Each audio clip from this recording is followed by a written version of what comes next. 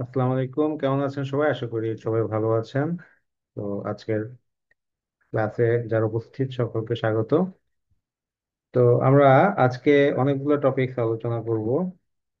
তো আহ, এই টপিক গুলো আগেও আলোচনা করেছি, তারপর আজকে আবার আলোচনা করব। আমাদের আজকের আলোচ্য বিষয় বাংলা সাহিত্যের আধুনিক যুগ।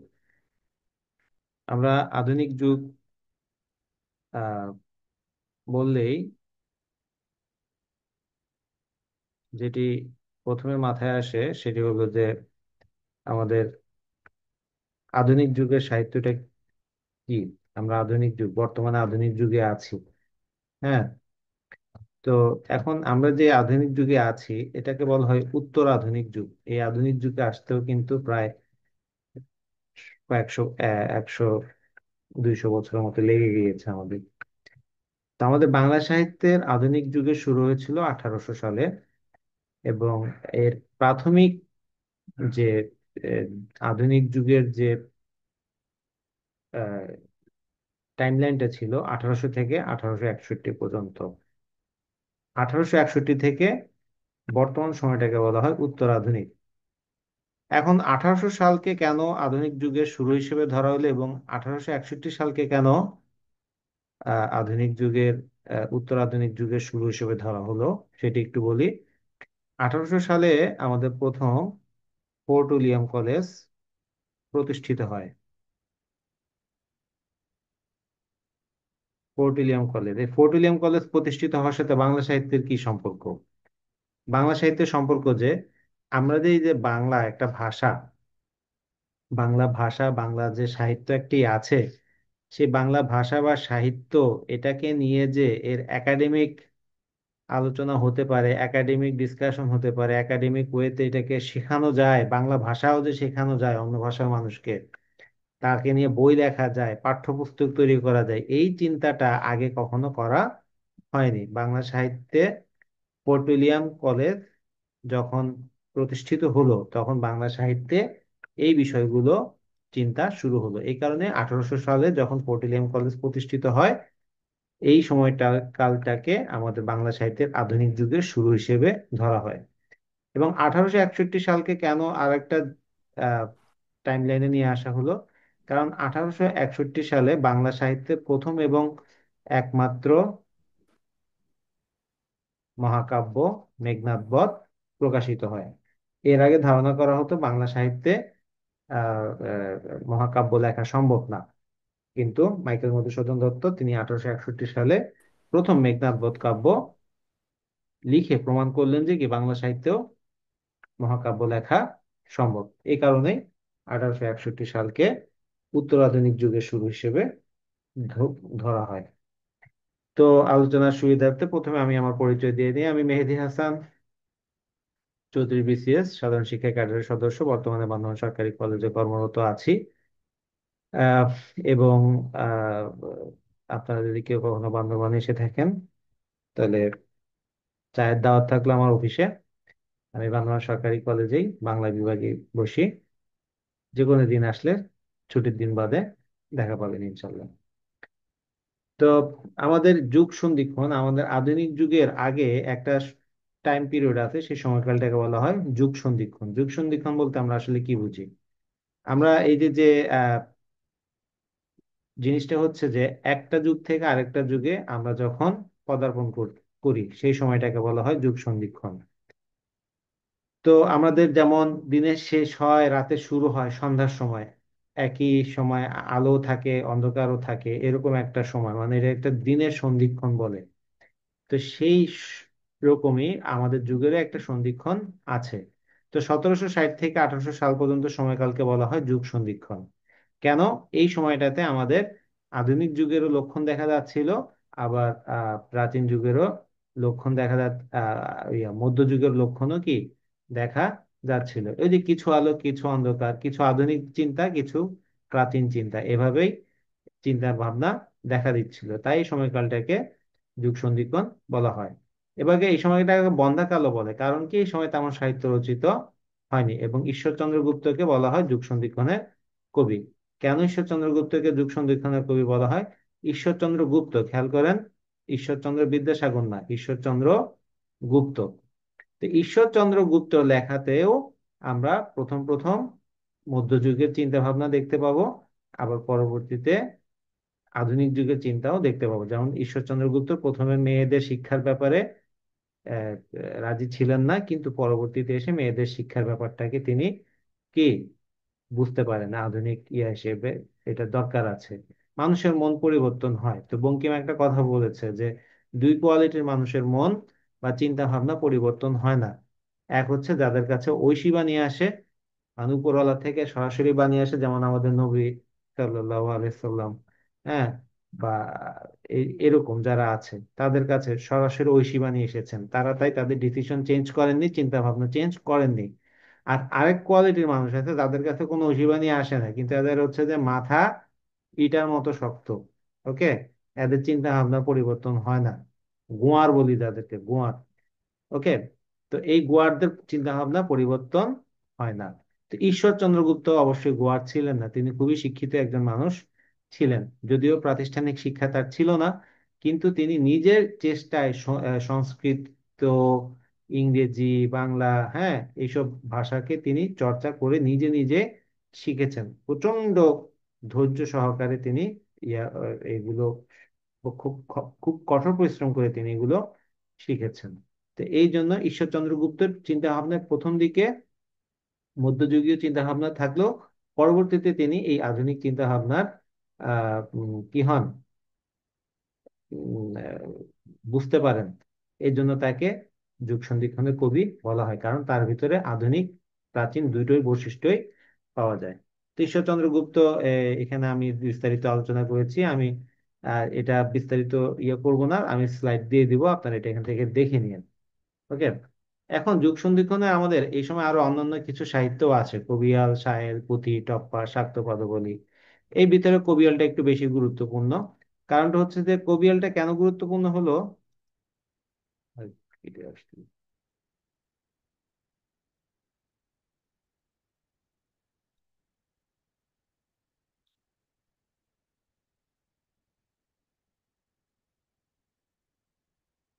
কবিয়ালটা কেন গুরুত্বপূর্ণ হলো, কারণ এই কবিয়াল আমাদের ওই যে বললাম যে 1800 সাল বা এই সময়টাতে মধ্যযুগের শেষ, ইংরেজ শাসন আস্তে আস্তে পাকাপোক্ত হচ্ছে।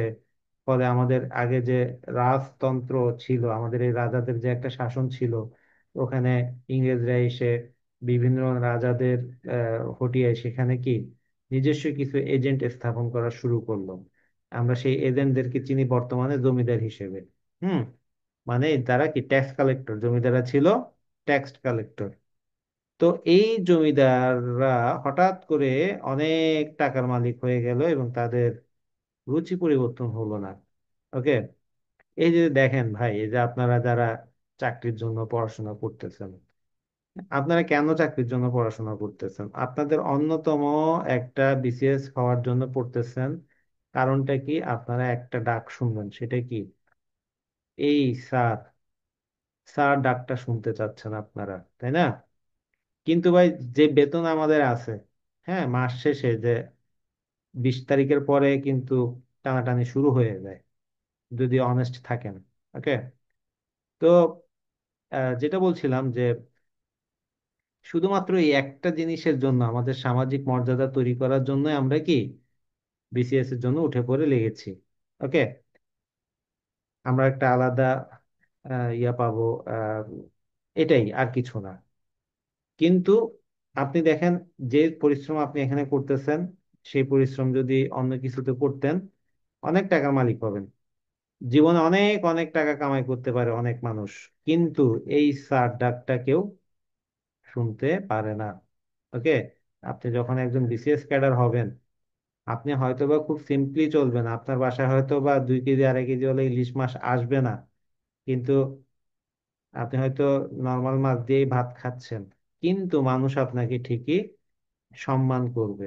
আপনি মারা যাওয়ার পরও আপনার ইয়ে করবে, কিন্তু কিন্তু দেখেন, যখন আপনি ওই অনেক টাকার মালিক হবেন, হ্যাঁ, কিন্তু আপনার ভিতরে কি হবে না, ওই যে সম্মানটা আপনি কখনোই পাবেন না। আপনি, যেমন আমার কথাই বলি, আমি একজন বিসিএস ক্যাডার হয়েছি। ওকে, আমি বান্দরবনে আলহামদুলিল্লাহ আমার একটা ভালো সম্মান আমি সব জায়গায় পাই। হ্যাঁ, গালিও দেয়, মানুষ আমাকে গালিও দেয়। একেবারে যদি আমি সবার কাছে যদি ভালো মানুষ হইতাম, তাহলে আমার ভিতরে কোনো না কোনো ফল থাকতো অবশ্যই। আমাকে কারা গালি দেয়? যারা পরীক্ষা হলে নকল করতে পারে না, যারা আমার কাছে এসে মূল কাগজ ছাড়া সত্যায়িত করতে আসে, আমি করে দেই না মূল কাগজ ছাড়া। কেউ এসে হয়তো বা আমাকে অবৈধ কোনো সুযোগ আমার কাছ থেকে চায়, আমি সেটা পাত্তা দেই না। হ্যাঁ, তো এরকম মানুষগুলো আমাকে গালি দিবে। আপনার এটা সরকারি চাকরি করতে গেলে সব জায়গায় আপনাকে করবে। আপনি পুলিশ হইলেও গালি খাবেন, ম্যাজিস্ট্রেট হইলেও গালি খাবেন, ডাক্তার হইলেও গালি খাবেন। এই ডক্টর ইউনূসরা পর্যন্ত গালি দিচ্ছে। ওকে, তা আপনি এটা স্বাভাবিক। কিন্তু সম্মান যেটা পাবেন, এটা একদম পিওর সম্মান পাবেন।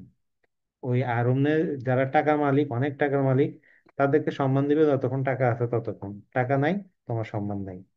ওকে, তো যাই হোক, এই যে জমিদাররা হঠাৎ টাকার মালিক হয়ে গেল, তাদের কিন্তু রুচিবোধ হইল না। আপনি যে একজন বিসিএস ক্যাডার যখন হবেন, আপনার একটা রুচিবোধ থাকবে আলাদা। আপনার একটা আলাদা কি থাকবে, পশ থাকবে।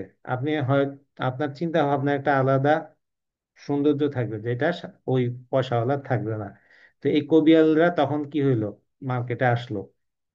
মার্কেটে আসলো কারণ কি, ওই আগে যারা রাজা ছিল তারা উচ্চ শিক্ষিত ছিল, তারা যে ক্লাসিক্যাল বিভিন্ন সঙ্গীত বা সাহিত্য আলোচনা করতো বা আহ, যেটা রস তারা আস্বাদন করতো, সেই জিনিসগুলো দেখা গেল যে নব্য ধনী যারা আছে তারা বুঝতে পারতেছে না।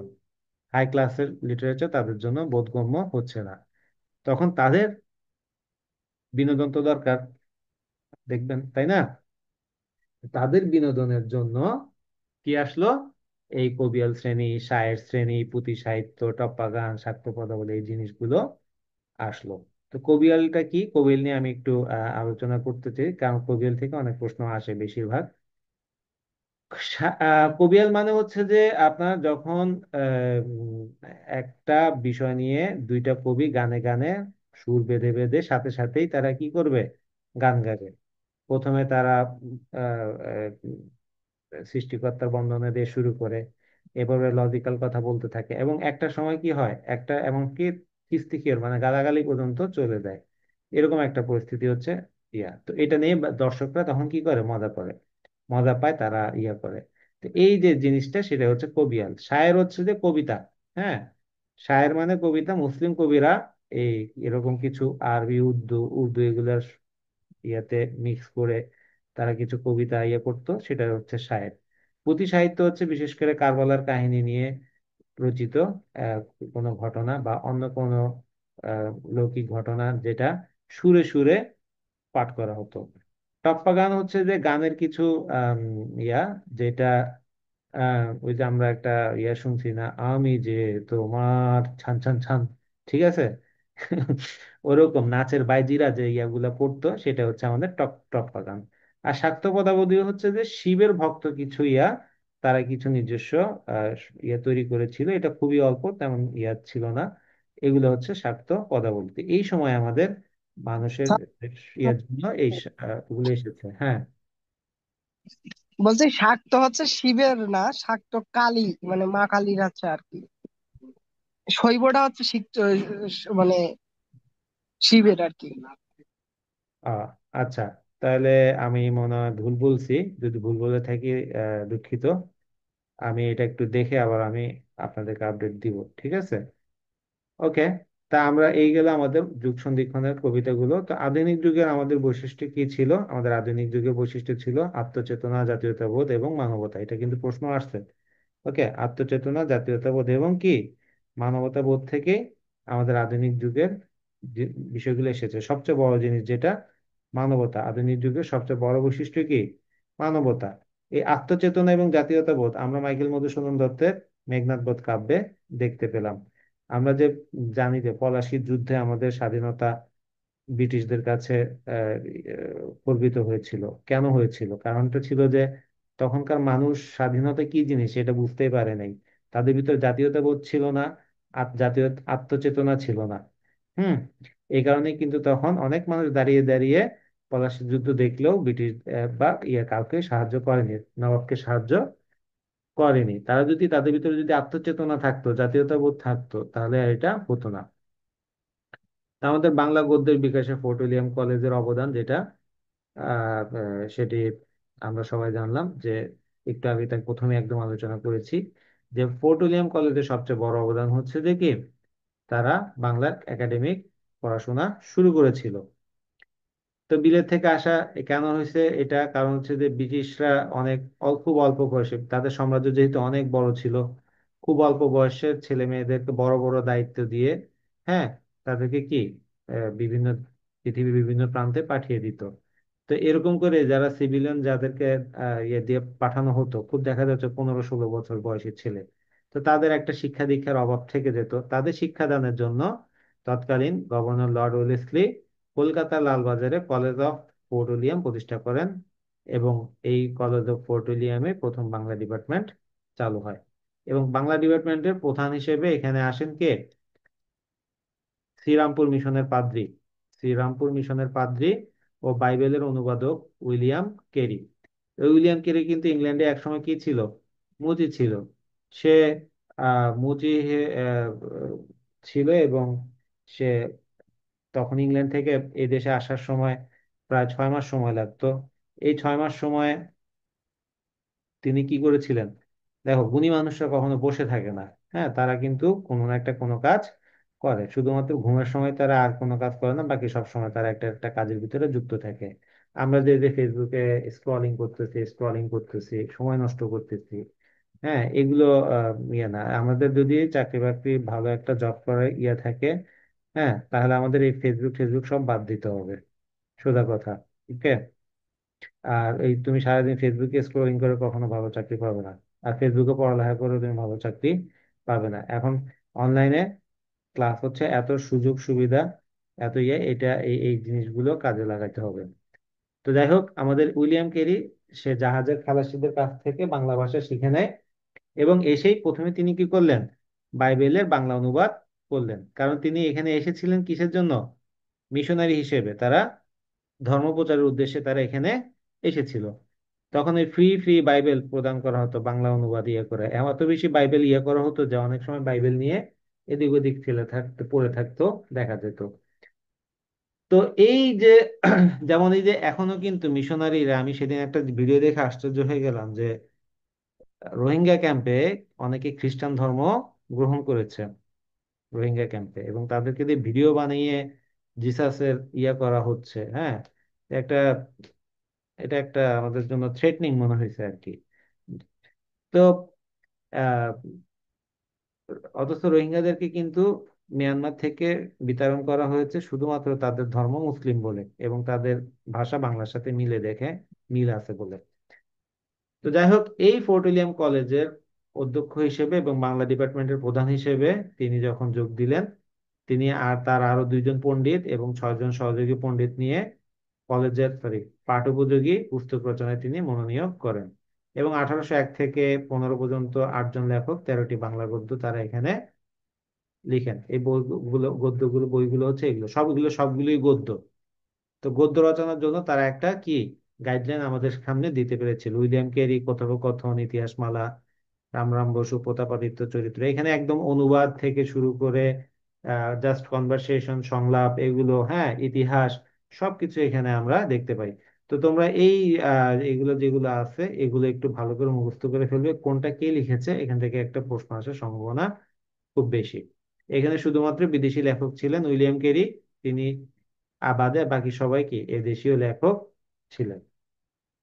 তো গদ্য বিকাশে তাদের সবচেয়ে বড় অবদান অবদান হচ্ছে যে পাঠ্য রচনা, পাঠ্যপুস্তক রচনা তারা সফল হয়েছিল, এবং সাহিত্যের সঠিক পথ তারাই প্রথম দেখিয়েছিল। এখন কিন্তু প্রশ্ন প্যাটার্ন চেঞ্জ হয়ে যাচ্ছে। হ্যাঁ, এখন কিন্তু আর গতানুগতিক প্রশ্ন করতেছে না, এখন কিছু ইনডিরেক্ট প্রশ্ন করতেছে, কিছু ডেপথ থেকে কোয়েশ্চেন করতেছে। যেমন এই যে বাংলা সাহিত্যের বিকাশে ফোর্ট উইলিয়াম কলেজের অবদানটা কি হতে পারে, এখানে একটা অপশন দিল। হ্যাঁ, যদি এখন অপশনে বলে দেয় যে পাঠ্যপুস্তক রচনায় তারা সাফল্য, এটা এখন অনেকে কিন্তু অ্যান্সার করতে পারবে না যদি তার ডেপথ অফ নলেজ না থাকে। ওকে, এটা মুখস্থ করার বিষয় না, এটা কমন সেন্সের বিষয়। তা আমাদের কিছু জিনিস এভাবে পড়ে নলেজে রাখতে হবে। তো আমাদের শ্রীরামপুর মিশন ছিল প্রথম ছাপাখানা 1800 সালে 10ই জানুয়ারি। কি এই প্রথম শ্রীরামপুরে, এই শ্রীরামপুর মিশনে কি হয়, এই ছাপাখানা তৈরি করা হয়। তো এবং এখান থেকেই প্রথম কি করা হয়েছিল, বাইবেলের অনুবাদ প্রকাশ করা হয়েছিল। এবং এখানে বাংলা অক্ষর লিখে পঞ্চানন কর্মকার কি বিশাল ইতিহাসে তার একটা নাম কি করে ফেলেছে, আহ, মানে স্থায়ী করে ফেলেছে। তো এরপরে আসে আমাদের হিন্দু কলেজ। হিন্দু কলেজ প্রতিষ্ঠায় রাজা রামমোহন রায়ের অবদান ছিল খুব বেশি, কারণ তিনি বুঝতে পেরেছিলেন যে কি এদেশের মানুষ শিক্ষিত না হলে সবকিছু কি ব্যর্থ হয়ে যাবে। এটা আমরা যে শিক্ষিত, শিক্ষা দীক্ষা যে কত গুরুত্বপূর্ণ, এটা এখন আহ, মানে মানুষ বুঝতেছে কিনা আমার তো মনে হচ্ছে না। হ্যাঁ, কারণ শিক্ষিত না হলে একটা মানুষ যে কত চিন্তা ভাবনা, ন্যারো মাইন্ডেড হয়, তার আচার আচরণ কতটা আজে বাজে হয়। হ্যাঁ, সেটা এই শিক্ষার অভাব না হলে হয় না। মানে এটা শিক্ষা, পরিপূর্ণ শিক্ষা দরকার আছে। আমরা আজকে দেখো যে আমাদের দেশটা একদম নোংরা। কেন নোংরা? আমরা যেখানে সেখানে ময়লা ফেলে রাখতেছি, পরিষ্কার ইয়ে করতেছি না, কারণ আমাদের শিক্ষার অভাব আছে, যথেষ্ট শিক্ষার অভাব আছে, ম্যানারের অভাব আছে। হ্যাঁ, তো তুমি জাপানে যাও, ইয়েতে যাও, তারা শিক্ষিত হচ্ছে, বড় বড় দেশগুলোতে যাও, ইন্ডিয়াতে যাও, ওখানে তারা অনেক বেশি শিক্ষিত আমাদের চাইতে। ইন্ডিয়াতে যে বিসিএস পরীক্ষার যে প্রশ্ন, ওই প্রশ্ন দিয়ে যদি আমাদের দেশে পরীক্ষা নেয়, 10 জন খুঁজে পাওয়া যাবে না, 10 জন পাশ করতে পারবে না, এত হার্ড কোয়েশ্চেন ওখানে হয়। ইন্ডিয়া থেকে পাকিস্তান, ইন্ডিয়া পাকিস্তান এদের অনেক অনেক আপডেট, ওদের সিভিল সার্ভিস আমাদের চাইতে অনেক বেশি আপডেট। তো যাই হোক, তিনি হিন্দু কলেজ প্রতিষ্ঠা করেন এবং এখানে তার বড় বৈশিষ্ট্য ছিল ধর্মনিরপেক্ষ শিক্ষা প্রবর্তন করা। তো ধর্মনিরপেক্ষ মানে কি, মানে ধর্মনিরপেক্ষ মানে হচ্ছে যে হিন্দু সবাই যাতে এটা অ্যাবজর্ব করতে পারে। ওকে, সবার জন্য যেটা যেন ইয়া হয়, কোনো বিশেষ ধর্মকে যেন পক্ষপাতিত্ব করা না হয়। এই জিনিস, এটাই ভাবেই হিন্দু কলেজ রামমোহন রায় এগোয়। এবং তার বিখ্যাত সবচেয়ে বড় অবদান ছিল তিনি সমাজ সংস্কারক ছিলেন, এবং তার ইয়েতে কি হয়েছিল, সতীদাহ প্রথা বন্ধ হয়েছিল। এই সময় আমাদের ইয়াং বেঙ্গল নামে একটা ইয়া তৈরি হয়, আহ, ইয়া গোষ্ঠী তৈরি হয়, তারাও কি খুব বড় একটা ভালো অবদান রেখেছিল। তো এখানে মাত্র 17 বছর বয়সে তিনি কি হেনরি লুই ভিভিয়ান ডিরোজিও, এই যে এটা ডিরোজিও, তিনি একটা ইয়াং বেঙ্গল নামে একটা আন্দোলনের ইয়ে করেছিলেন। তাদের মূল বিষয় ছিল যে কি আস্তিকতা হোক নাস্তিকতা হোক, কোনো জিনিসকে পূর্ব থেকে গ্রহণ না করা, জিজ্ঞাসা ও বিচার। মানে আমার পূর্বে যা হয়ে আসছে আমি সেটাকেই কোনো চিন্তা ভাবনা ছাড়া মেনে নেয়ার ব্যাপারটা, এটা যেন না হয়। জিজ্ঞাসা করতে হবে, নিজের ডিসিশন নিতে হবে, বিচার করে দেখতে হবে। তো এই বিষয়টা নিয়েই ইয়াং বেঙ্গলের ইয়াতে তিনি এটা ডিরোজিও, দেখো মাত্র 17 বছর বয়সে আমাদের পোলাপান কলেজে ভর্তি হয়, আর সে 17 বছর বয়সে কলেজে টিচার হিসেবে জয়েন করছে। ওকে, আর দেখো আমাদের পড়ালেখার কতটুকু মান, আমরা নিচে নেমে গেছে আমাদের। তো সেই যাই হোক, 1828 সালে তাকে বরখাস্ত করা হয়, কারণ তিনি ইয়াংদেরকে কি করতেছে, আহ বিপথে নিয়ে যাচ্ছে, এরকম একটা অভিযোগ থেকে এটা করা হয়। তো ইয়াং বাঙালির মুখপত্র, খেয়াল করো, মুখপাত্র না, মুখপত্র পত্রিকা ছিল এনকোয়ার। হ্যাঁ, এবং এখান থেকে ইয়াং বেঙ্গলের এটি পত্রিকাটি, জ্ঞান অন্বেষণ নামে পত্রিকাটি 1844 সাল পর্যন্ত কি প্রকাশিত হয়েছিল। তো এটা ছিল আমাদের আধুনিক যুগ, প্রথম আধুনিক যুগের যে আহ, বিষয়, সেটা নিয়ে আলোচনা। আমরা এখন এরপরে 1861 থেকে যে পরবর্তী সময়কালটা, সেই সময়কালে কি কি বিষয় ছিল সেগুলো নিয়ে এখন একটু আলোচনা করব।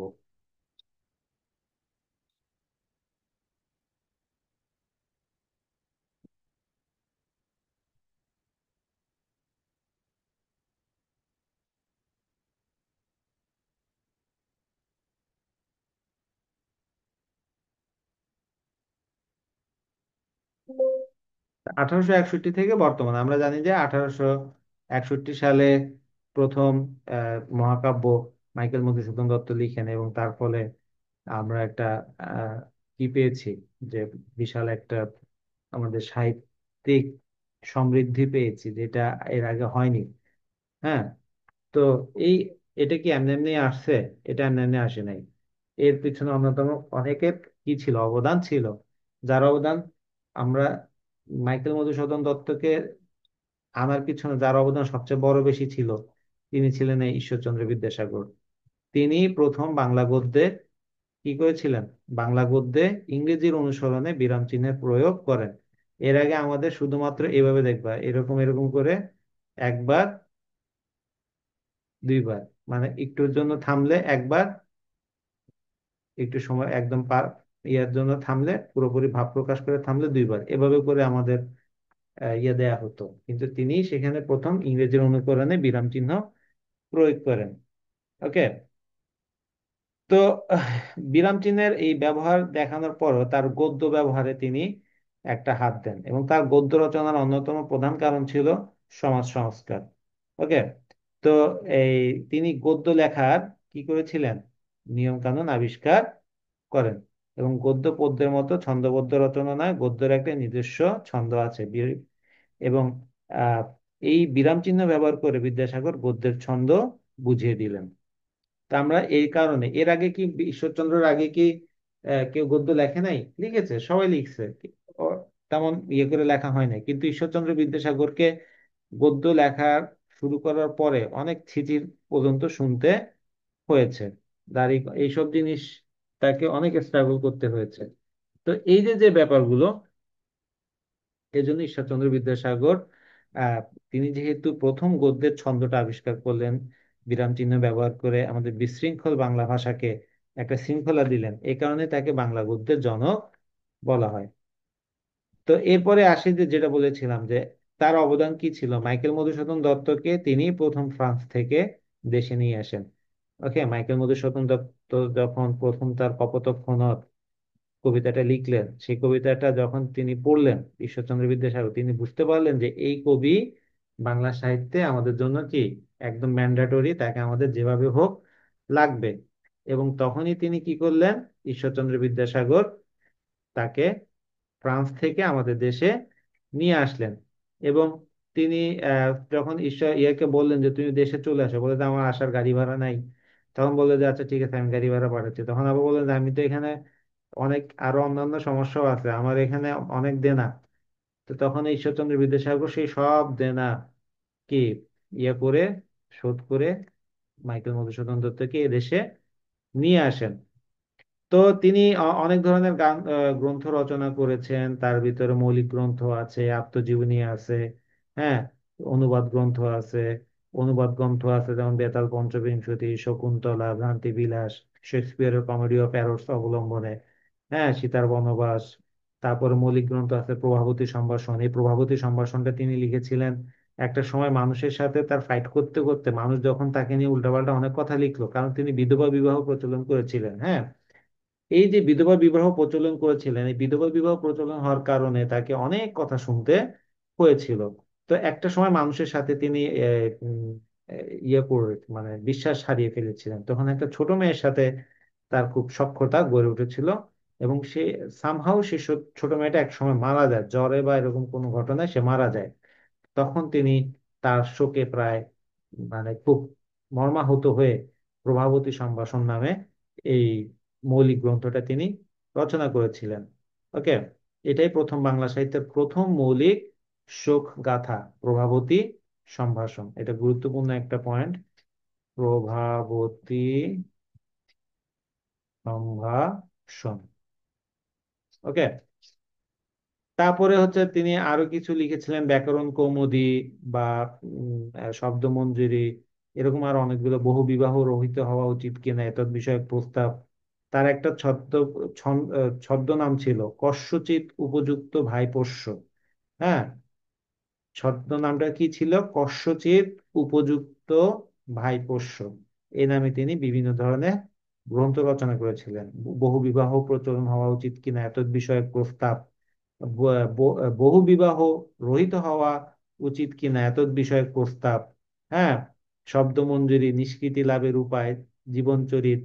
তিনি আত্মচরিত নামে তার নিজের জীবনী লিখেছিলেন, এবং এটাই প্রথম সাহিত্যের আত্মজীবনী। বাংলা সাহিত্যের প্রথম কি আত্মজীবনী হচ্ছে আত্মচরিত।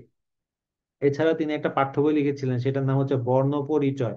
আমরা তো এদের পড়ি, অতে অজগর ওই আসছে তেরে, আতে আমটি আমি খাবো পেরে, এগুলো বিদ্যাসাগরেরই লেখা। দেখো সে আজকে থেকে কত সাল আগে, 1820, 1891, প্রায় প্রায় 100-150 বছর আগে তিনি এগুলো লিখেছিলেন। হ্যাঁ, 1820। তো তাহলে দেখো যে তিনি আমরা এখনো সেই ইয়েগুলো থেকে বের হয়ে আসতে পারিনি। কতটা ট্যালেন্টেড হলে আমরা এর চাইতে বেটার কোনো অপশন তিনি আমরা এখনো কিন্তু খুঁজে পাইনি। আমরা এখনো বাচ্চাদেরকে ওগুলোই শিখাচ্ছি, অতে অজগরই আসছে তেরে, আতে আমটি আমি খাবো পেরে। এরপরে ঈশপের কাহিনী অবলম্বনে লিখেছিলেন কথামালা, হ্যাঁ, বোধোদয়, নীতিবোধ, এরকম করে অনেকগুলো তিনি বই লিখেছিলেন। এগুলো তোমাদের সব জায়গায় বইতে আছে, গাইড বইতে তোমরা একটু পড়ে নিতে পারবে। তো আমাদের আজকের আলোচনার বিষয়, আরেকটি বিষয় হচ্ছে মহাকাব্য। মহাকাব্যটা কি? আমাদের মহাকাব্যটা হচ্ছে যে সোজা কথা যে ইলিয়াড, ওডিসি, এগুলো আমরা পড়েছি। এগুলো মানে মহাকাব্য হচ্ছে যে বীরত্ব ব্যঞ্জক কাহিনী। আমাদের একটা মহাকাব্য কি? বীরত্ব ব্যঞ্জক কাহিনী, মহৎ জীবন কাহিনী অবলম্বন করে বিস্তৃত আকারে গুরুগম্ভীর ভাবকল্পনা ও ঐশ্বর্যময় শব্দ সম্ভারে সঞ্চিত করে যে কাব্য লেখা হয় তাকে বলা হয় মহাকাব্য। খেয়াল করো, ঐশ্বর্যময় শব্দ ভান্ডার।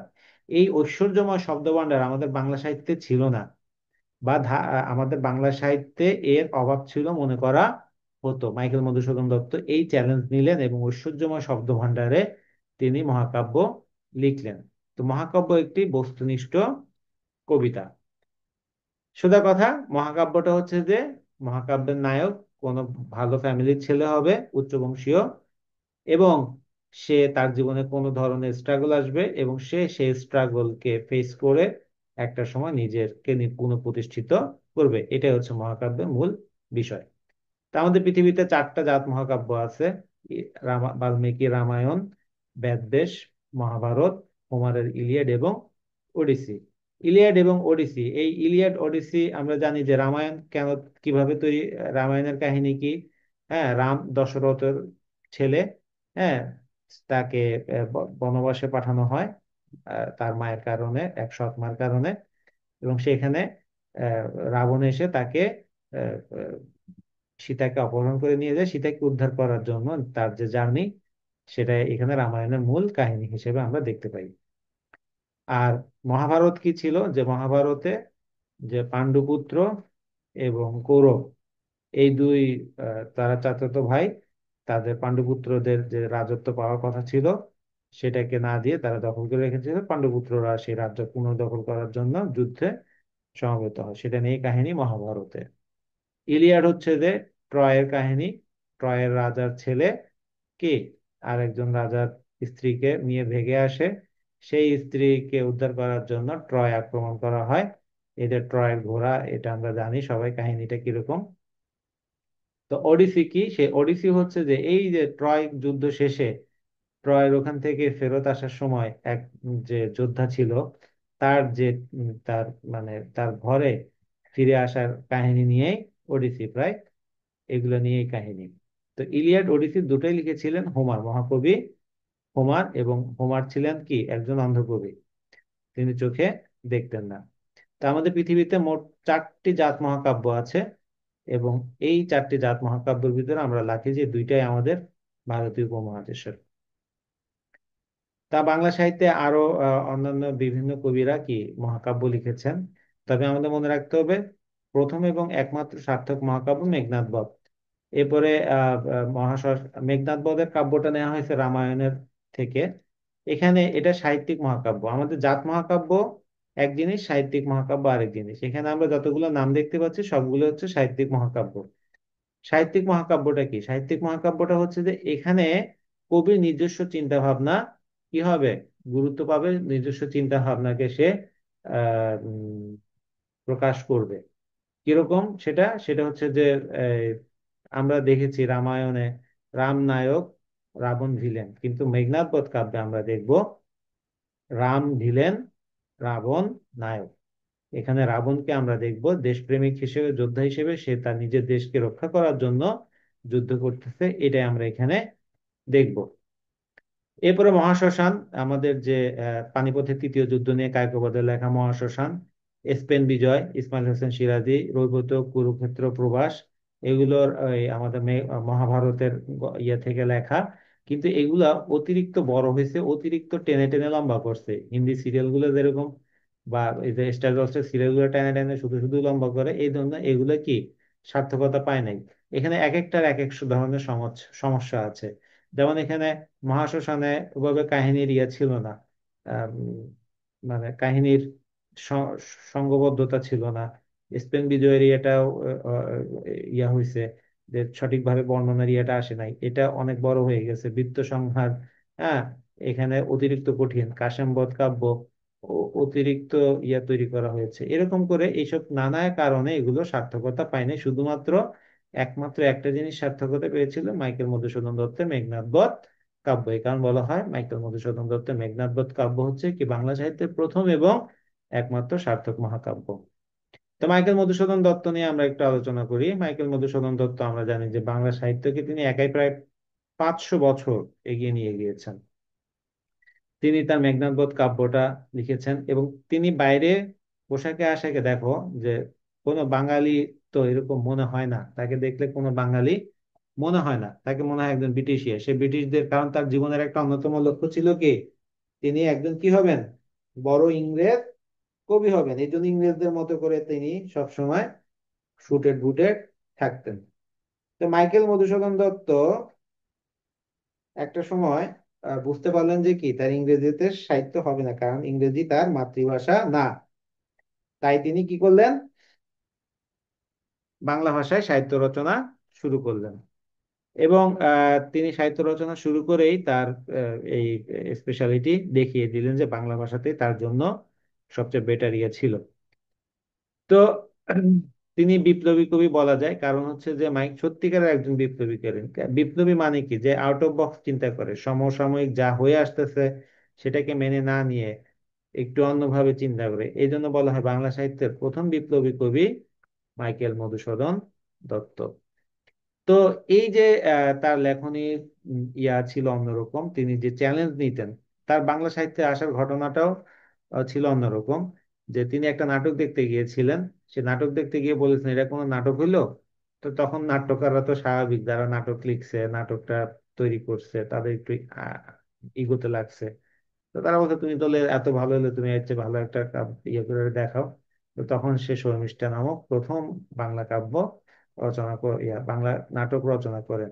হ্যাঁ, এরপরে একে একে তিনি শর্মিষ্ঠা, আহ কৃষ্ণকুমারী, বাংলা সাহিত্যের প্রথম ট্রাজেডি, তারপর হচ্ছে যে বুড়ো শালিকের ঘাড়ে রোগ, হ্যাঁ, এই প্রথম যে প্রহসন, এইগুলা তিনি লিখলেন। এরপর আস্তে আস্তে তার আহ, তিনি প্রথম যে অন্যান্য কাহিনীগুলো তিনি লিখলেন। যে এই যে যে একে একে তিনি বাংলার অমিত্রাক্ষর ছন্দের প্রবর্তন করলেন, তারপরে সনেট আনলেন, হ্যাঁ, তারপরে এরকম যে নানা ধরনের সাহিত্যগুলো ছিল সেগুলো তিনি ব্যবহার করলেন। তো মাইকেল মধুসূদন দত্তের একটা ছদ্মনাম ছিল, সেটা হচ্ছে টিমোথি, টিমোথি পেন পয়েন্ট। তার মাইকেল মধুসূদন দত্তের সাহিত্যিক যে তার ছদ্মনামটা ছিল টিমোথি পেন পয়েন্ট।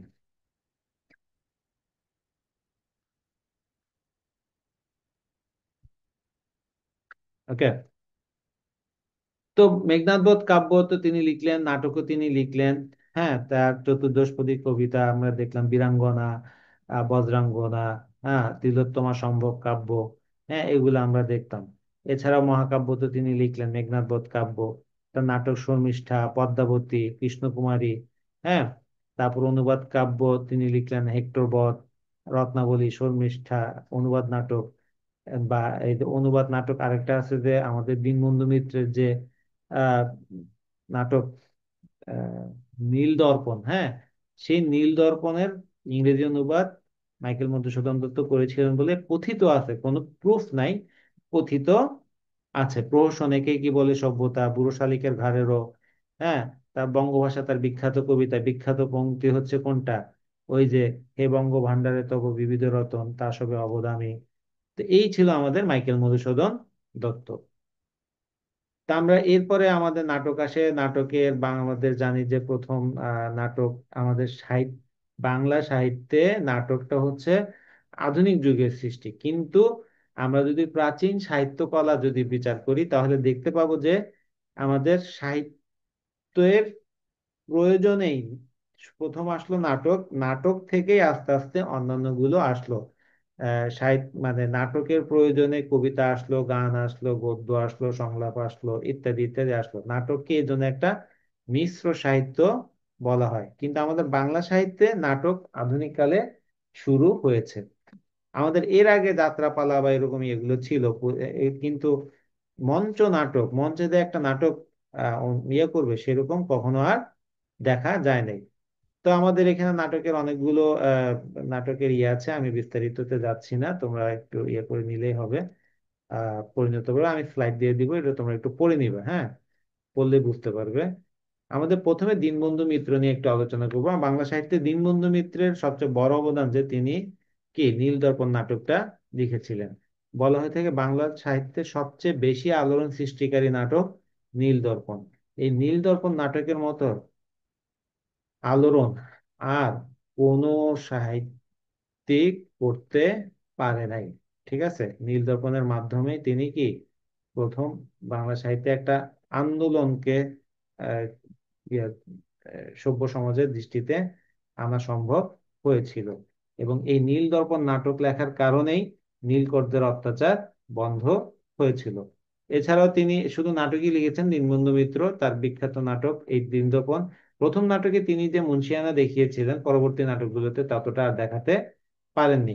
এখানে প্রথম নাটকটা সাকসেসফুল হওয়ার পিছনে অন্যতম কারণ ছিল যে লেখক নিজে একজন পোস্টমাস্টার ছিলেন, এবং পোস্টমাস্টার হওয়ার কারণে তিনি বিভিন্ন বাংলার বিভিন্ন প্রান্তে তিনি ভ্রমণ করেছিলেন। ভ্রমণ করে তিনি সেখান থেকে সরাসরি অভিজ্ঞতা নিয়ে নীলদর্পণ নাটকটা লিখেছিলেন বলে সেটা এতটা বেশি কি হয়েছিল। তো কথিত আছে যে নীলদর্পণ নাটকের একবার মঞ্চায়ন দেখতে গিয়েছিলেন এটা কি বলে ঈশ্বরচন্দ্র বিদ্যাসাগর, এবং তিনি এই থেকে এত বেশি ক্ষুব্ধ হয়ে গিয়েছিলেন নীলকরদের অত্যাচার দেখে, তিনি তার পায়ের জুতা ওই অভিনয়কারীকে ছুঁড়ে মেরেছিলেন। তো অভিনয়কারী ওইটা নিজের একটা আহ এটা কি বলে তার অভিনয় পারফেক্ট হয়েছে এইটা উম, উম, হিসেবে পুরস্কার হিসেবে সেই জুতাটা রেখে দিয়েছিলেন। দেখো, শিক্ষিত মানুষের এই একটা জিনিস, শিক্ষিত মানুষ জুতা মারছে, সেই জুতাটাও তার কাছে গুরুত্বপূর্ণ। ওকে, বড় লোকদেরকে কেউ জীবনে মনে রাখে না, এই শিক্ষিত মানুষদেরকে মনে রাখে। দীনবন্ধু মিত্র, ঈশ্বরচন্দ্র বিদ্যাসাগর এরা অনেক বেশি বড় লোক ছিল না, কিন্তু তারা শিক্ষিত ছিল, তাদের কথা মানুষ মনে রেখেছে। তো এইটাই হচ্ছে শিক্ষার সবচেয়ে বড় গুণ। হ্যাঁ, রাজাদের কথা মানুষ মনে রাখে না, বড় বড় রাজনীতিবিদদের কথা মানুষ মনে রাখে না, সাহিত্যিকদের কথা মানুষ মনে রাখে। এটা আমাদের মাথায় রাখতে হবে। তো যাই হোক, এরপরে নবীন তপস্বিনী, কমলে কামিনী, হ্যাঁ, এরপরে চারটি প্রহসন, বিয়ে পাগলা বুড়ো, শতবার একাদশী, লীলাবতী, জামাইবাড়ি, এগুলা শতবার। তার আরেকটা শ্রেষ্ঠ নাটক শতবার একাদশী। তো দীনবন্ধু মিত্রের এই যে যে নাটকগুলো কোনটা কি কারণে সেগুলো আমাদের মাথায় রাখতে হবে। নবীন তপস্বিনী, কমলে কামিনী তার কি গভীর রসের নাটক, এবং বিয়ে পাগলা বুড়ো, শতবার একাদশী, লীলাবতী এগুলো হচ্ছে কি প্রহসন। প্রহসন মানে কি? প্রহসন মানে হচ্ছে যে কোন নাটকের মাধ্যমে যখন কোন সমাজের আহ, কোন রীতিনীতিকে একটু হাস্য রসের মাধ্যমে উপস্থাপন করা হয়, তার যে অন্ধকার দিকটাকে আমাদের সামনে তুলে ধরা হয় হাস্যরসের মাধ্যমে, হ্যাঁ, তখন সেটাকে বলা হয় কি আহ প্রহসন। ঠিক আছে। তো আহ এরপরে রবীন্দ্রনাথও নাটকে অনেক অবদান রাখছে আমাদের বাংলা সাহিত্যে। আহ, তার বিখ্যাত যে কয়েকটা নাটক আছে, যেমন রাজা ও রানী, বিসর্জন, হ্যাঁ, সাংকেতিক, অচলায়তন, ডাকঘর ইত্যাদি। এরপরে গীতি কবিতা একটা গুরুত্বপূর্ণ ফ্যাক্ট। গীতি কবিতা আমাদের বাংলা সাহিত্যে একটা বড় অবদান। রবীন্দ্রনাথের হাতে গীতি কবিতা সবচেয়ে বেশি উৎকর্ষতা পেয়েছিল। এছাড়াও রবীন্দ্রনাথ ছাড়াও আরো অনেকে গীতি কবিতা লিখেছিলেন। তো উম,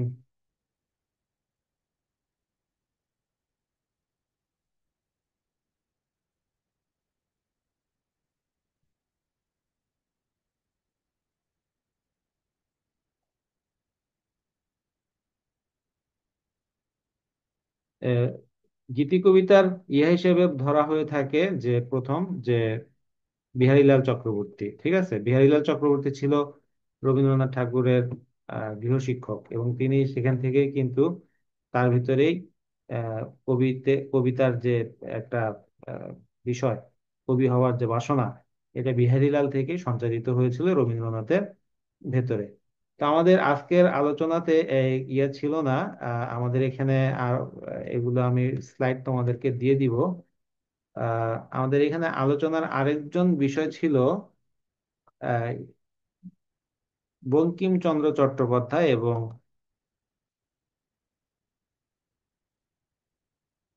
আরেকটা কে, মীর মোশাররফ হোসেন। আমি একটু ওইটা স্লাইড গুলো রেডি করতে পারিনি, আমি ওগুলো একটু হাতে লিখে তোমাদেরকে দেখাচ্ছি, তোমরা একটু নোটস নিয়ে রাখতে পারো।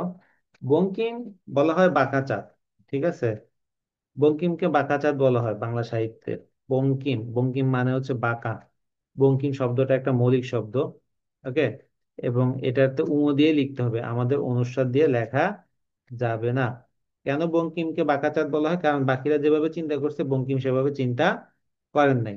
আমাকে বিসিএস এর ভাইভাতে জিজ্ঞাসা করা হয়েছিল বঙ্কিমের পেশা কি ছিল। হ্যাঁ, বঙ্কিম পেশা ছিল ডেপুটি ম্যাজিস্ট্রেট তিনি ছিলেন। ডেপুটি ম্যাজিস্ট্রেট থাকার কারণে তিনি আহ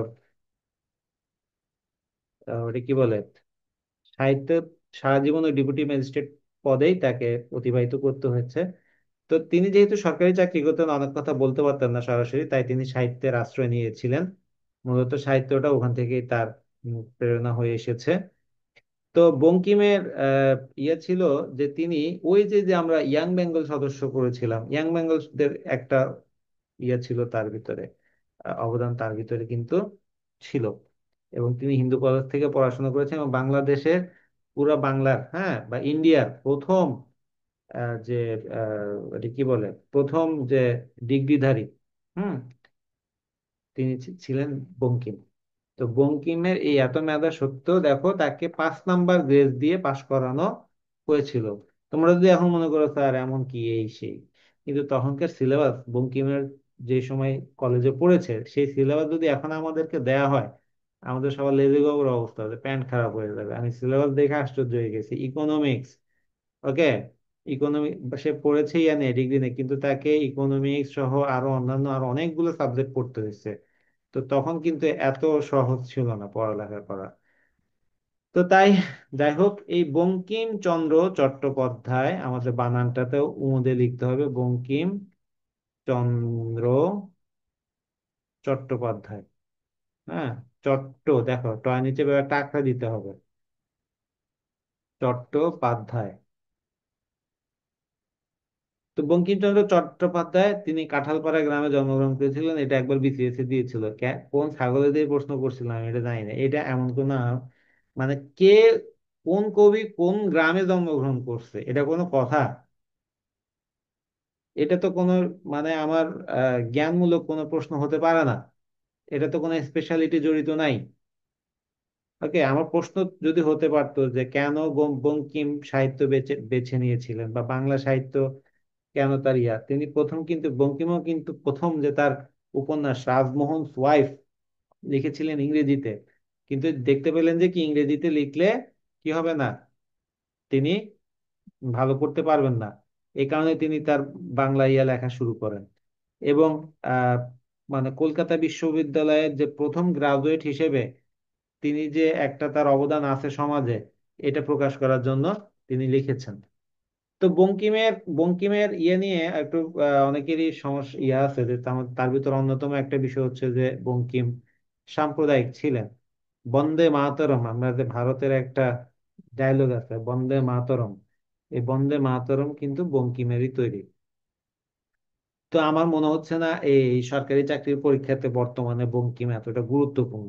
কারণ স্বাভাবিক, গভর্নমেন্ট চেঞ্জ হয়েছে, হ্যাঁ, এখানে যেহেতু গভর্নমেন্টের সাথে আমাদের সেন্টিমেন্টও চেঞ্জ হয়েছে, বঙ্কিম অতটা গুরুত্বপূর্ণ না। তারপর একটু পড়ে গেলে ভালো। তো বঙ্কিমের সবচেয়ে বড় অবদান যে তিনি বাংলা সাহিত্যে কি করেছেন,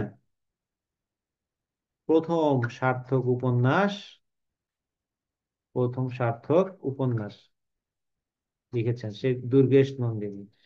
সেটার নাম কি? দুর্গেশ নন্দিনী।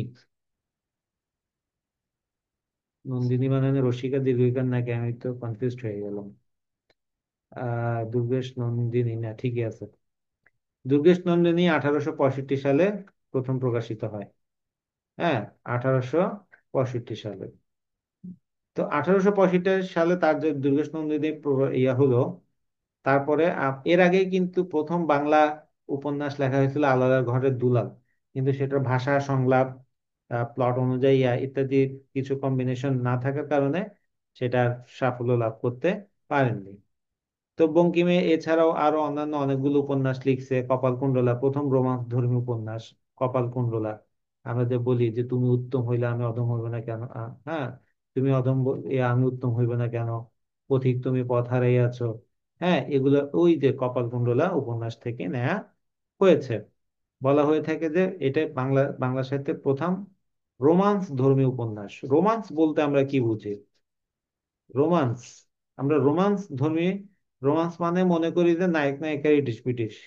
আসলে না, রোমান্স মানে হচ্ছে যে অলৌকিক ঘটনা সম্বলিত, ঠিক আছে, অলৌকিক ঘটনা সম্বলিত যে কাহিনী, সেটাকে বলা হয় রোমান্স। ওকে। এছাড়াও তার বিখ্যাত আরো আছে ত্রয়ী। ত্রয়ী একটা ইয়া আছে যে আহ, সীতারাম, আনন্দমঠ, দেবী চৌধুরানী। হ্যাঁ, এগুলো তার বিখ্যাত ত্রয়ী উপন্যাস। এই ত্রয়ী উপন্যাস এগুলোতে আমরা দেখবো যে কিছুটা মুসলিম বিদ্বেষী কথাবার্তা ওখানে আমরা পাই। হ্যাঁ, তারপরে আছে তার বিখ্যাত আরেকটা ইয়ে আছে কৃষ্ণকান্তের উইল। Okay, কৃষ্ণকান্তের will. এই কৃষ্ণকান্তের উইল তার বিখ্যাত একটা উপন্যাস।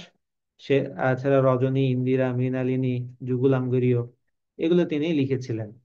তার কমলাকান্ত হচ্ছে তার, কমলাকান্তের দপ্তর, কমলা, সরি, কমলাকান্ত। হ্যাঁ, কমলাকান্ত এটা তার একটা ছদ্মনাম। এই ছদ্মনামে তিনি আহ আহ, মানে কি করেছিলেন, অনেক বেশি কথা বলেছেন। যেমন তার বিড়াল একটা আছে গল্প, প্রবন্ধ, সেখানে তিনি অনেক কথা বলতে চেয়েছেন। যে যেমন একটা কথা বলেছেন যে বিচারককে যদি 3 দিন না খেয়ে রাখা হয়, তাহলে বিচারকও কি খাদ্য চুরি করতে যাবে। ওকে। তো আহ এই যে এভাবে আহ ইয়াগুলো, সেটা আমরা দেখতে পাই কমলাকান্তর এই জিনিসটা তিনি আহ এর মানে বিদেশি সাহিত্য থেকে তিনি নিয়েছেন। হ্যাঁ, তো বিদেশি সাহিত্যের ইয়ে অনুযায়ী কমলাকান্ত একজন আফিমখোর। আফিম খায়, আফিম খায় নেশায় বুঁদ হয়ে থাকে। কিন্তু সে যে কথাগুলা বলে, মাতাল হইলেও কি, ওই যে বলি না, জাতে মাতাল তালে ঠিক। কমলাকান্ত হচ্ছে এরকমই, জাতে মাতাল তালে ঠিক। তার আরো একটা ইয়ে ছিল যে তিনি বঙ্গদর্শন নামে পত্রিকা প্রকাশ করেছিলেন এবং সংবাদ প্রভাকর। হুম, সংবাদ প্রভাকর, এই সংবাদ প্রভাকর কিন্তু ঈশ্বরচন্দ্র গুপ্ত প্রথমে প্রকাশ করতেন, পরবর্তীতে ঈশ্বরচন্দ্র গুপ্তের পরে বঙ্কিম এটার দায়িত্ব নিয়েছিল। এরপরে আমাদের আরেকজন আছে সাহিত্যিক, তিনি হচ্ছেন মীর মোশাররফ হোসেন। মীর মোশাররফ হোসেন, আহ তার অবদানটা কি ছিল?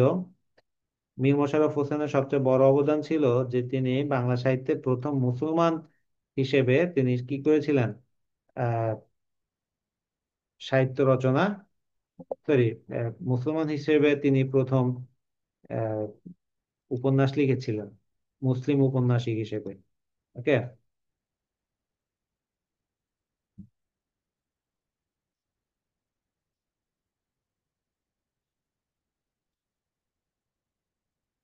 মুসলিম উপন্যাসিক হিসেবে তিনি তার প্রথম উপন্যাস লিখেছিলেন, এটা ছিল মীর মোশাররফ হোসেনের সবচেয়ে বড় ইয়া। তো তার লেখা পড়ে মানুষ অনেকে এত বেশি বিমোহিত হয়েছিল যে মনে করেছিল যে আহ, এটা কোনো নিশ্চিত কোনো মুসলিম, সরি, হিন্দু লেখক আহ, মুসলিম নাম দিয়ে এটা প্রকাশ করেছেন। তো তিনি মূলত বাংলা সাহিত্যের প্রথম ইয়ে হিসেবে, মানে মুসলিম ঔপন্যাসিক হিসেবে সাহিত্যে জায়গা করে নিয়েছিলেন। তা মাইকেল মধুসূদন দত্ত বা বঙ্কিমের মতো স্ট্রং একাডেমিক ব্যাকগ্রাউন্ড তার ছিল না, তাই তার লেখনীতে কিছু ইয়া পাওয়া যায়, গ্যাপ খুঁজে পাওয়া যায়। তো ওইটা আমাদের আলোচ্য বিষয় না, যে তখন সাধারণত যখন মুসলিম ফ্যামিলি সবাই আহ বাংলা ভাষাকে অবজ্ঞা করে, বাংলা ভাষাকে যারা এটা কি বলে বাতিল মনে করে বা ধর্মীয় দৃষ্টিকোণ থেকে হিন্দুয়ানি ভাষা বলে, হ্যাঁ, ঠিক ওই সময় মীর মোশাররফ হোসেন বাংলা সাহিত্যকে আঁকড়ে ধরেছিলেন এবং তিনি বাংলা সাহিত্যের প্রথম মুসলিম ঔপন্যাসিক হিসেবে, ঔপন্যাসিক বানানটা খেয়াল করেন, ঔপন্যাসিক। আমি একবার এক ভাইভাতে বাংলায় অনার্স মাস্টার্স করছে একটা স্টুডেন্ট, তাকে জিজ্ঞাসা করছিলাম যে এটার নাম কি, বলো।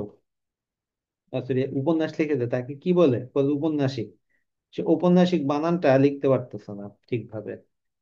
তো আমাদের যে যে সাবজেক্টই পড়ি না কেন, আমাদের বাংলা বানান খুবই সতর্ক থাকতে হবে। এটা কিন্তু যদি সতর্কতা না থাকে তাহলে আমাদের কপালে খারাপই আছে। তো মীর মোশাররফ হোসেন তিনি সাহিত্য রচনা করেছেন, উপন্যাস লিখেছেন, নাটক লিখেছেন, তা এবং বিভিন্ন ধরনের ইয়াও করেছেন। তার গাজী মিয়ার বস্তানি তার বিখ্যাত ইয়া। তো এই আহ মীর মোশাররফ হোসেনের যে তিনি চেষ্টা করেছেন বাংলাতে সাহিত্য রচনা করে সাহিত্যিক জায়গা দখল করে নেওয়ার জন্য তিনি চেষ্টা করেছেন। তার বিখ্যাত যে বিষাদ সিন্ধু, হ্যাঁ, বিষাদ সিন্ধু, এই বিষাদ সিন্ধু উপন্যাসটা তিনটা পার্ট নিয়ে এই পুরা বিষাদ সিন্ধু উপন্যাসটা লেখা। তো এই বিষাদ সিন্ধু উপন্যাসের যে আহ, প্রথম খণ্ড হচ্ছে মহররম পর্ব, দ্বিতীয় খণ্ড হচ্ছে উদ্ধার পর্ব, হুম, এবং 3 নম্বর পয়েন্ট হচ্ছে এদিত বধ। এদিত বধ, এই বিষাদ সিন্ধু আমাদের মুসলিম কমিউনিটির কাছে খুবই ইয়ে ছিল। বিশেষ করে এখনো গ্রামে গঞ্জে হয়তো বা অনেক মুসলিম ফ্যামিলিতে দেখা যাবে যে বিষাদ সিন্ধুর একটা কপি বা তাদের বাসায় আছে। এমনকি আমি দেখেছি আমার নানা বাড়িতে যে মানে বিষাদ সিন্ধুটা বইটাকে খুব বেশি শ্রদ্ধার সাথে, হ্যাঁ, কাপড়ে জড়াইয়া কোরআন শরীফের পাশে, বইয়ের পাশে রেখে, মানে কোরআন শরীফের পাশে রেখে দিছে। তো এটা কারণটা কি, মানে তাদের মনে হতো যে বিষাদ সিন্ধু একটা ধর্মীয় ইয়ে দিয়ে লেখা। যে একই কারণে রামায়ণ মহাভারত যেমন আহ হিন্দুদের কাছে খুব বেশি সেন্সিটিভ, তাই না, বিষাদ সিন্ধু ঠিক তেমনি। আসলে দোনোটাই হচ্ছে সাহিত্যিক আহ গ্রন্থ, এগুলো ধর্মীয় গ্রন্থ না, হ্যাঁ, বা ধর্মীয় কোনো ইয়াও না। ধর্মীয় গ্রন্থ যদি হইতে হয় সেটা হইতে হবে ঐশী বাণী, আকাশ থেকে আসতে হবে বাণী। ওকে, যেমন হিন্দুদের ধর্মীয় গ্রন্থ কি, হিন্দুদের মূল ধর্মীয় গ্রন্থ হচ্ছে বেদ। কারণ বেদ গুলো কিভাবে লেখা হয়েছে, বেদ গুলো লেখা হয়েছে যে বেদের যে লেখক কারা ছিল, সত্য যুগের ঋষিরা। এই ঋষিরা কিভাবে এই বেদের বাণীগুলো পেয়েছে, তারা কি ঐশী বাণী তাদের কাছে এসেছিল, তারা সেগুলো লিপিবদ্ধ করে রেখেছে। তো এখন সেখান থেকে অন্য জায়গায় চলে গেছে। এখন যেমন হিন্দুরা অনেকে বলতেও পারে না যে এই হিন্দুদের মূল ধর্মীয় গ্রন্থ কি, বেদের 4টা বই ইয়ার নামও বলতে পারে না। তো যাই হোক, এই যে একইভাবে বিষাদ সিন্ধুটা এইভাবে এরকম একটা খুব বেশি হয়ে গিয়েছিল, কিন্তু মুসলিম ইতিহাসের সাথে বিষাদ সিন্ধুর ঘটনার, মূল ঘটনার অনেক কিছু গরমিল পাওয়া যায়। যেমন এখানে এদিত বদের কথা বলা হয়েছে বা দেখানো হয়েছে যে কেন এদিত ইয়ে হয়েছে, আমাদের এখানে নায়ক হাসান হোসেন না হয়ে এদিত হয়ে গেছে। এখানে তিনি অনেকটা মাইকেল মধুসূদন দত্তের বিষ মেঘনাদ বধ দ্বারা প্রভাবিত হয়েছিলেন। কেমন প্রভাবিত হচ্ছিলেন, তিনি এখানে এজিদকে নায়ক হিসেবে উপস্থাপন করতে চেয়েছিলেন, কিন্তু হাসান হোসেনের ইয়েতে তিনি সেটা আর পারেন নাই। হাসান হোসেনও গুরুত্বপূর্ণ জায়গা দখল করে ফেলেছিল। তো এজিদ মানে এখানে ইয়ার হাসানের ওয়াইফের প্রতি আকৃষ্ট হন এবং তাকে পাওয়ার জন্য তিনি এই যুদ্ধ সবকিছু করেন। তো দুনিয়াতে যত ঝামেলা এই মেয়েদের কারণেই হয়। আমরা এই যে ট্রয় নগরী ধ্বংস হয়ে গেছিল এই মেয়েদের কারণে, হ্যাঁ। তো রামায়ণের যুদ্ধ হয়েছে মেয়ের কারণে, মহাভারতের যুদ্ধ হয়েছে মেয়ের কারণে, হ্যাঁ। তো তো এই বিষাদ সিন্ধু মহরমের মানে আমাদের কারবালার যে ঘটনা সেটাও হয়েছিল এই মেয়েদের কারণে। মাইয়া মানে সমস্যা। তো যাই হোক, এটা একটু ফান করলাম। তো যা বলছিলাম, 1 মিনিট, এত রাতে ফোন দিচ্ছে তো বারবার। এক মিনিট, আমার একটা কল আসছে। হ্যালো, আসসালামু আলাইকুম। হ্যাঁ।